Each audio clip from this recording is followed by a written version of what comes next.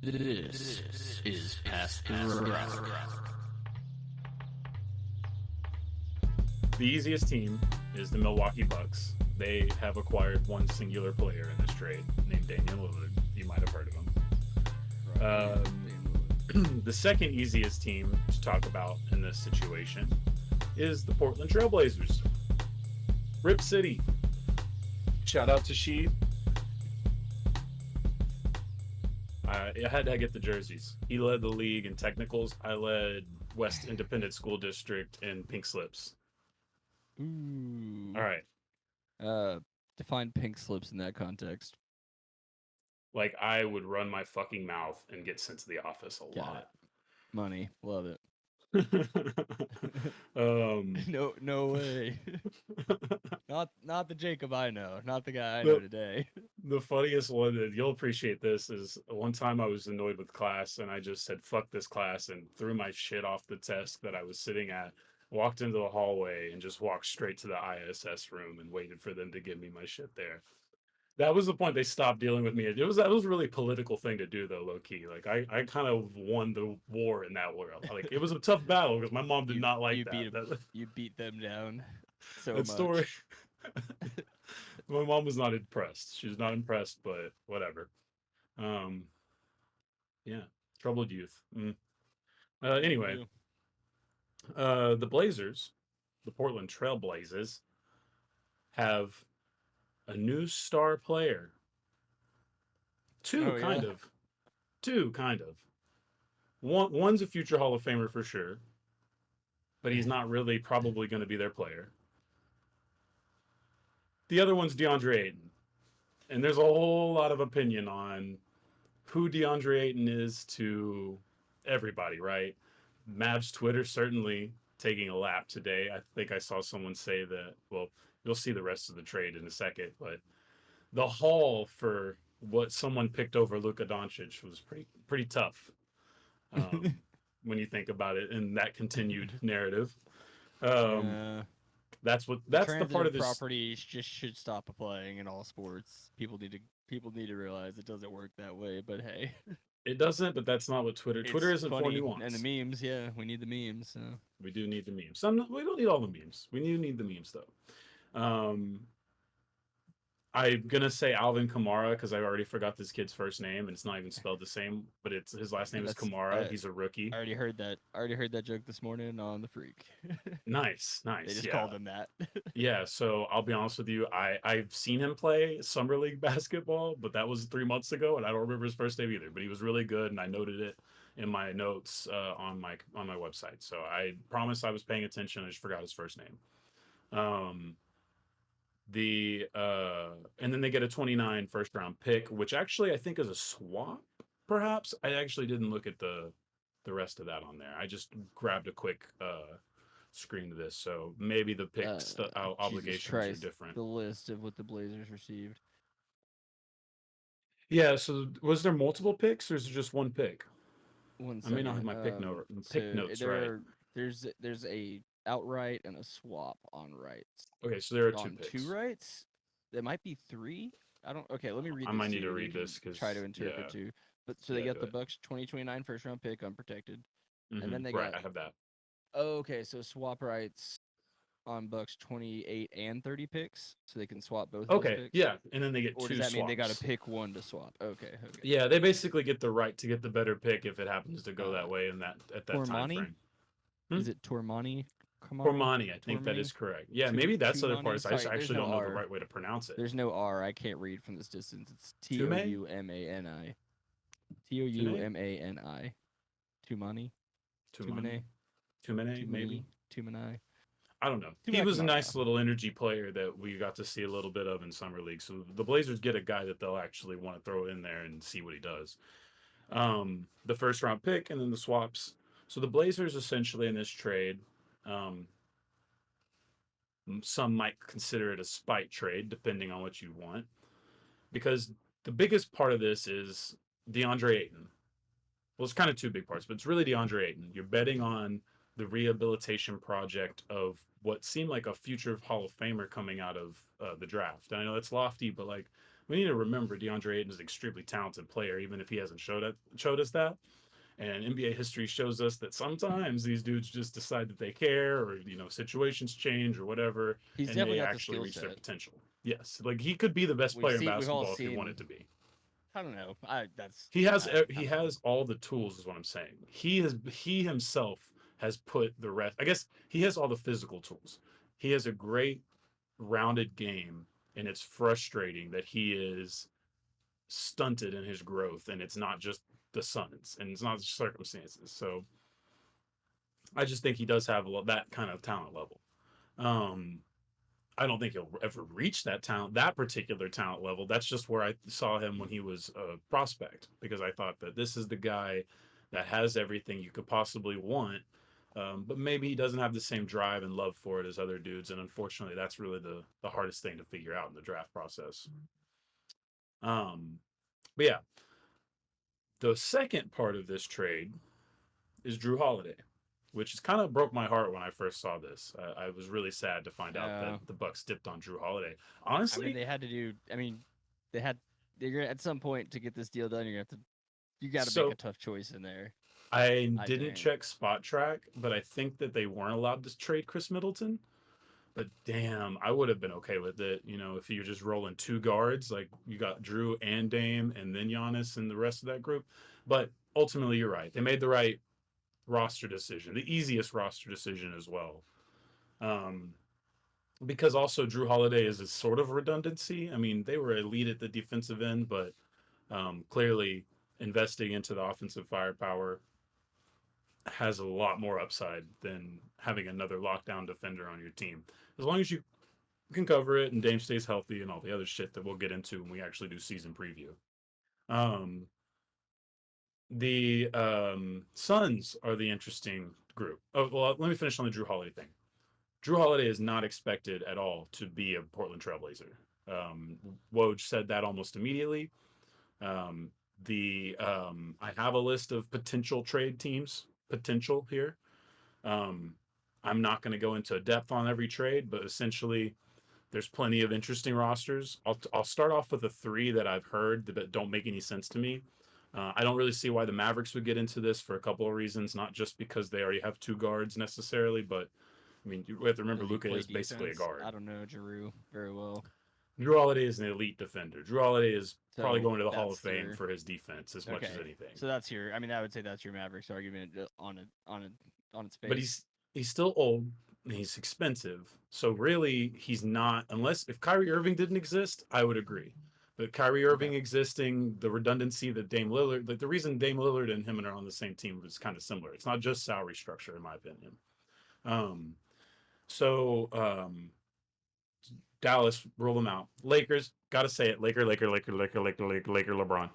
Gotta say Lakers. They cannot literally trade anybody until Fuck the Derek Fisher. season. Yeah, fuck Derek Fisher. They can't trade anybody until the season, so they're very highly unlikely to be a candidate for a trade. Even if they had the assets, you don't have to get in that conversation because they literally could only trade LeBron for him right now. I think Okay. so. Good luck. Don't they have Um, the rights to Bronny yet, or they have the rights to a fucking kid who hasn't played. You can trade that, and he's worth about a percentage of the cap sheet. Good luck getting that trade in. Um, the Minnesota Timberwolves are another one because they could obviously use this as an upgrade. It would fit a position. They already have Mike Conley around the same money. That would also, in my mind, be an in-season thing that they would want to upgrade. Therefore, making this not a good suitor. Um, because essentially what Bobby Marks was saying is this trade needs to get finalized with another team with Drew Holiday, or that's the goal right now, is before the media days and before they get started, that they might even extend this into a 4 to 5, whatever it takes team. It might be two separate transactions, but essentially Drew Holiday needs to find a home before this is sent into the league, is what the reports say. Um, so it's all still TBD. how does that? I Um, was like, how does that work exactly? Well, they announced it basically to get the media hoopla and let everyone kind of rest on this Dame situation. So, kind of thank you for that. But it's not official until they find another party. So, metaphor, whatever. In Theoretically, theory, Drew Holiday is a Portland Trailblazer right now. With wait So with with High Flyer Nation. I'm Tumani Kamara and I'm from Brussels, Belgium. Tumani Kamara. there you I go. don't know if you could hear that. No, that was good. I appreciate it. Okay. That is so yeah, so they basically get to figure that Oh yeah, problem out. What G League team is the Flyers, or what college team? Because that The was a Flyers oh, video. Dayton. Okay. Dayton Flyers, I That bet. is. Boom. But he might have been overseas playing for somebody called the Flyers too. Oh, yeah, you might be right. Although the video is all in English. Let's see. Doesn't You keep mean going. I'm sorry. it could be anybody. Where did I leave off? Oh, trade's not official. Drew is technically Yeah, he's technically technically still a the blazer. under the control of the Portland Trailblazers. His contract, let's put it that way, so we don't sound like fucking problematic motherfuckers. He has His 2 years at Dayton. contract, yeah, there you go. The contract is under the control of the Portland Trailblazers. That contract is most likely to be moved because they have the redundancy at the guard position, and Drew doesn't deserve to spend his dying playing days, rotting away in Portland, right? So Fair let's enough. redirect him to where he belongs. Good. It's also been a good faith thing that Oklahoma City's been getting away with a lot recently. They didn't want to swap one dying all star for another. I mean, you could still make the point that Drew could fit what they need to do because I have a couple other teams here that are would basically be doing the same thing. But ultimately, no, I think that the contenders are a little bit more slimmed down. So there's some other ones. Brooklyn was involved in the rumors. Not very likely to me because I think the only way you're going to revitalize the Ben Simmons project is if you put him back at point guard. So I think you kind of have to do a trial run of that before you give up on it. Yeah, you just Um, gotta trust the process. I mean, you invested in it, and it's about all you got after that big three. So the best thing that Yeah. could happen if you're Brooklyn is that maybe Ben gets his shit together, and then you don't have to trade McHell, and you have a nice, talented, athletic, defensive, two-way kind of team. But that's getting ahead of ourselves. Just saying. I don't know if we need to do this in post or if we can just make it hard and awkward. But this cat's about to cause destruction if I don't kick her the fuck out. So that needs to happen. You can do whatever you need to do. Yeah. Get the fuck out. Get the fuck out. Go. I love you, but go. Demon. Welcome to Detroit. Here's an IOU. I don't even remember what that was about. And me neither, and I don't know when I'll ever need that with any context, but I have it. Oh, beautiful.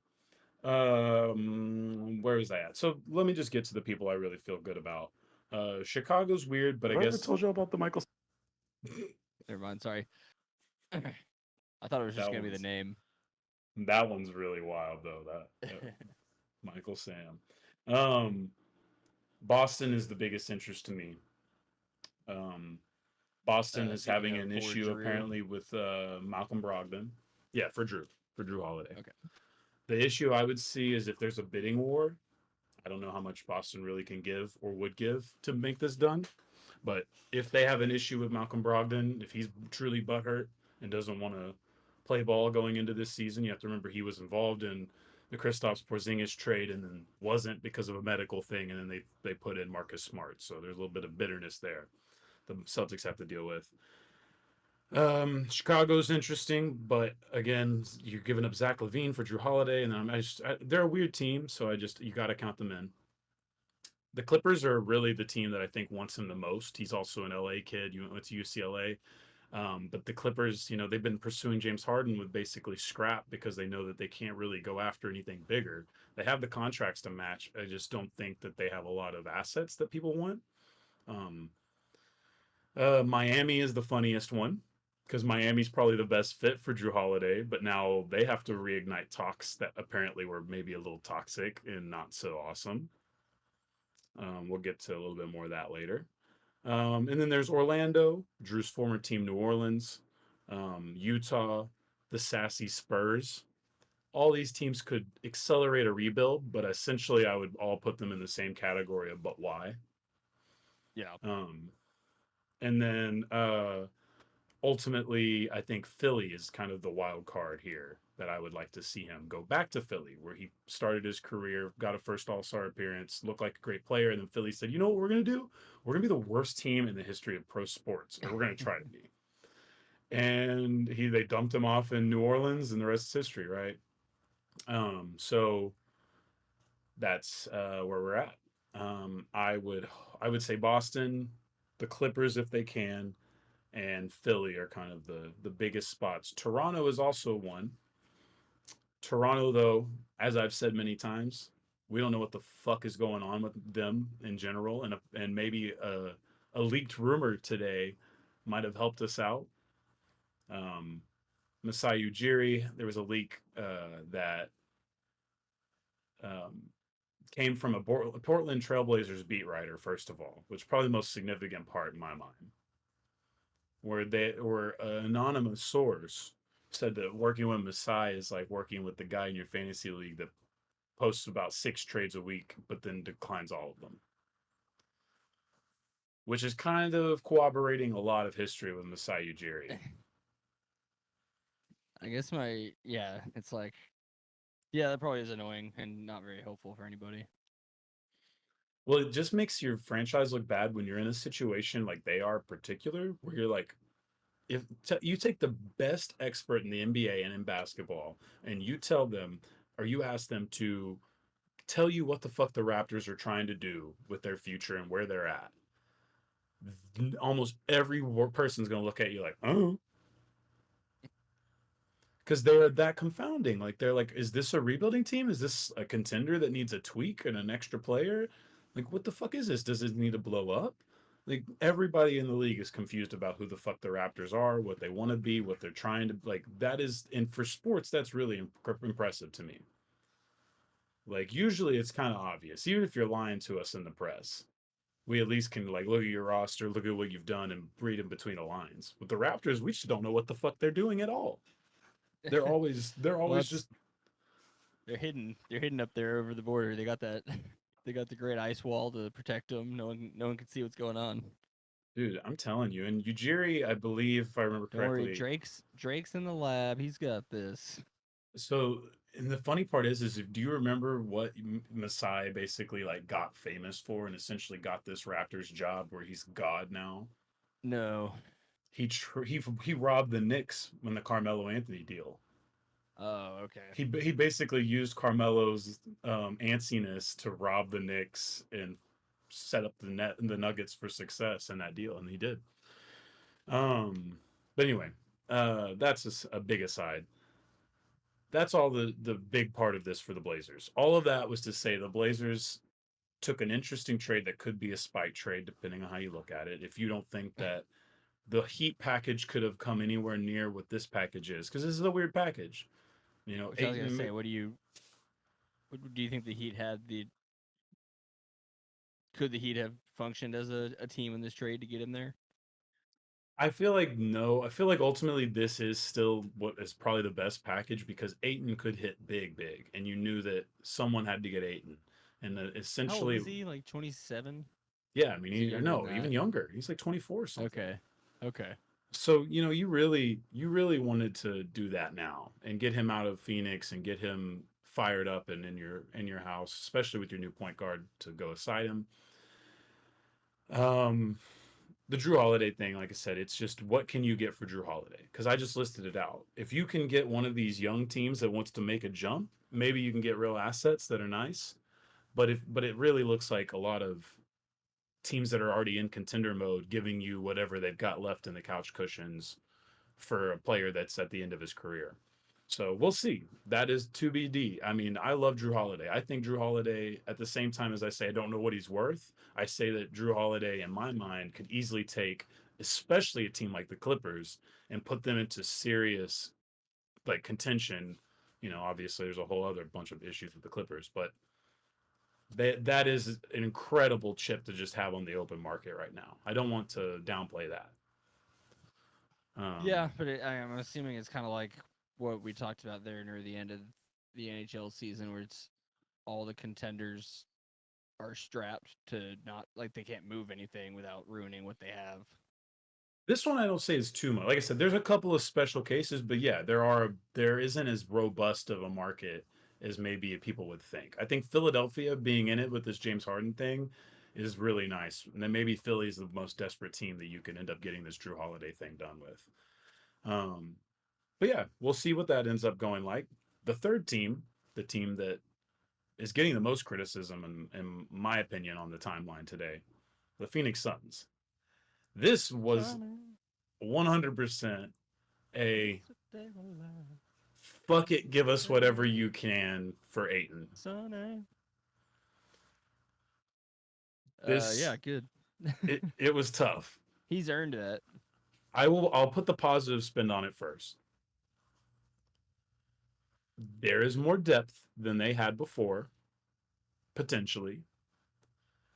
But Yusuf Nurkic, Grayson Allen, Nasir Little, and Keon Johnson is a tough pill to swallow when you also think about the fact that this is too many bodies for camp and too many bodies for the actual roster. So now it's like Keon Johnson, I think, is a talented, interesting guard. If he doesn't make it in the NBA, he's going to be a very coveted free agent for the European market. At the same time, he might get cut in training camp here because of all of this. Maybe that's good for another NBA team. We'll see. Nasir Little, I actually love this. I think Nasir Little might be the biggest part of this for them. He's a very highly talented kid. He dropped in the draft. He just he's just one of those guys where I feel like you get a little bit more. I don't know what you did. You send me something? No, don't worry about it. Oh, okay. It failed. It was a funny meme of a really overweight guy playing basketball shirtless, and it says something about James Harden playing next year. It's maybe. What if he's in Portland? It was a James Harden fat joke. What if they make him play in Portland? With Drew, I mean, yeah, go ahead. No, that would be the flip, right? Okay. But yeah, so Nasir Little, love that. I think that could be an actual role player that they need desperately for the Suns. Hasn't shown it a ton as at least a real prospect, but I think in a role player role, that's nice. Health is the other issue with him. I think he's struggled to stay healthy in most of his career. Grayson Allen, I think, is a good pickup for them because obviously he can shoot and he's a goon. So like they kind of need both of those things, as shooting and goons. I heard the only Bucks fan that I know of on the radio talking about how happy he was to not have to root for Grayson Allen. Yeah, no doubt. No fucking doubt, man. Like great. And then honestly, the funny part is Yusuf Nurkic, the final piece of this, also has taken a lot of pot shots at the Suns over the years. So now he is a part of their team. So Suns fans really eaten a lot of it today. They should always and forever. They are definitely eating it. Ayton thing, I think they're happy about because honestly, I think they kind of have been done with the Ayton drama. It's just tough to see it come away with very little. Yeah. Defensively, I don't know what the fuck you think Yusuf Nurkic is going to help. But I saw a tweet that said Bradley Beal and Yusuf Nurkic defending a pick and roll should be fun to watch. I would agree. Yeah, the Suns, you got more depth, but you got more questions. The only thing I can say that it's positive is you got the locker room cancer out. I'm not saying that the kid's a cancer. I'm saying the issue is a cancer. You got it out. Move forward. Chris Paul is a Golden State Warrior. And man, the Warriors probably not. You think the Warriors are happy that they got rid of Jordan Poole already? They're like, damn, maybe we could have got Drew Holiday? The fuck? Yeah, right. I forgot Chris Paul was on Golden State's roster. What the hell? Oh, yeah, Golden State. We're not talking about it yet, but Golden State just signed Rudy Gay and is rumored to be interested in Dwight Howard. So we're getting excited. So we can recreate that Lakers Dwight Howard SI cover. The memes of, no, you're wrong Laker team. You think about the Laker team 2 years Dwight ago. And Steve Nash? No, you're cover that was like look out or whatever. Yes, but that's not what they're doing. The version of the Lakers did 2 years ago with the Russell Westbrook experiment, the first year, where it was Melo, Rondo, Dwight Howard. I think Trevor Ariza was still around for that group. Why is Dwight Howard always part of this? I don't know. It's always Dwight. I want to say that it's kind of fitting, all What things is it? considered. Oh, it's this should be fun. That was the quote on the front. Oh, now this is going to be fun. Yeah, now, This yeah, is going to be the Nash fun. one. That one sucks though, because that was just 2 injuries. That team actually was really good that year. That's what we should have done when we were shooting promotional photos. Was recreate the now this is Damn, going to be fun. we could have done that. I mean, we could have done that. Fuck. All right, we can still do that. Put that one back.